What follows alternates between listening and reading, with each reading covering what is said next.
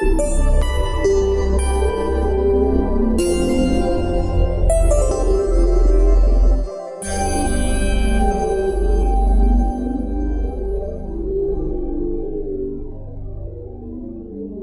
the real assignment was supposed to be was about destigmatization of mental illness, trying to normalize it a little bit.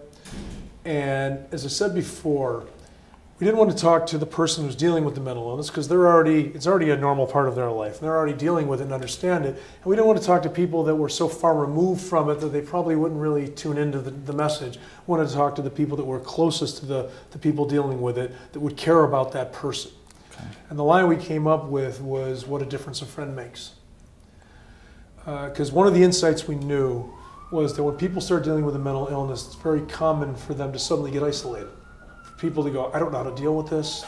Their friends, they stop calling or they stop seeing the person because they themselves don't have the skill to deal with it.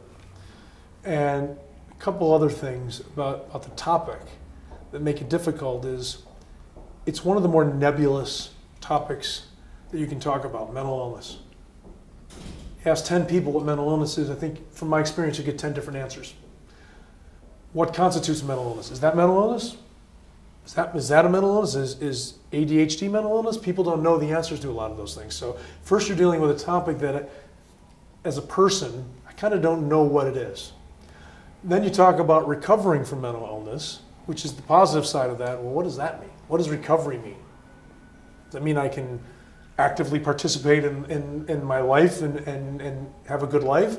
So you're dealing with not sure what it is, not sure what recovery means for people, and it makes it very intimidating people to kind of understand it, to know about it, and I think it makes people kind of hands-off by nature because of that. So you're saying that the reason why people get isolated when they have a mental illness is that other people just don't really know what it is and don't know how to react, and therefore they kind of stay away. Yeah, they don't know how to deal. How do you deal with that? So when we got to this idea of what a difference a friend makes, all we were trying to tell people was, just keep being there. Just keep being that friend. We don't want you to diagnose them. We don't want you to give them treatments and tell them what to do. Just be there. It's the same person you've cared about before, they were dealing with mental illness. You should care about them the same way now. And yes, there'll be issues, and yes, there's things you can get help with, how to deal with it. But just try to be there for that person, because even if the more you isolate, the worse. It's like a catch-22. It feeds itself, right? The more I don't know how to deal with it, and I isolate you, the more it puts you into isolation, and the more you feel worse about it, and it feeds a negative, a negative spiral. And I guess the isolation itself feeds into the mental illness and makes it worse. Exactly. So if you want me to talk about the campaigns we did this idea of what a difference a friend makes.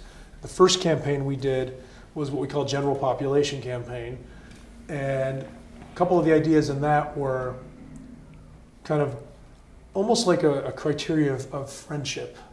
And the spot was, you have internet friends, friends who you go out with on a Saturday night, friends who will help you move. And as we kept qualifying the friendship, it kept getting kind of smaller and smaller groups. And then the thought was, when a friend tells you, then there's friends who will be there if you tell them you're dealing with a mental illness. Are you one of those friends?